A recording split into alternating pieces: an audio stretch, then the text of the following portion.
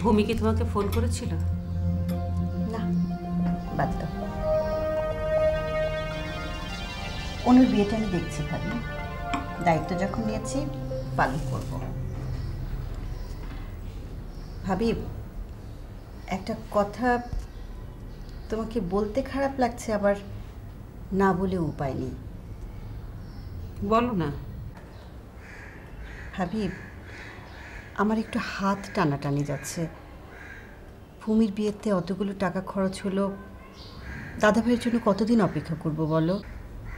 এখন কি করবে? সেই জন্যই তো বলছিলাম, ডেভেলপারকে দিলে কিছু টাকা পাওয়া যেত। কিন্তু আমি তো জানি ওরা টাকা দেয় না, ফ্ল্যাট দেয়। দেবে, ওরা আমার পরিচিত, আমাকে দেবে। তোমার যদি এত অসুবিধা হয় তাহলে কথা বলো ডেভেলপারের সাথে। আচ্ছা ঠিক আছে, আমি কথা বলবো। আগে দেখি দাদাভাই কেমন আছেন, যদি সুস্থ থাকেন তাহলে চেকে সই করিয়ে নেব। বিয়েতে কত খরচ হয়েছে তোমার? সেটা অ্যাকাউন্টস বলতে পারবে, ওদের জিজ্ঞেস করতে হবে, ওদের কাছেই তো সব ভাউচার থাকে।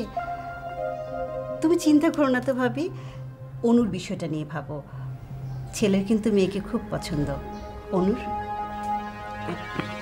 ছবি দিয়েছি দেখতে, দেখে কি বলে।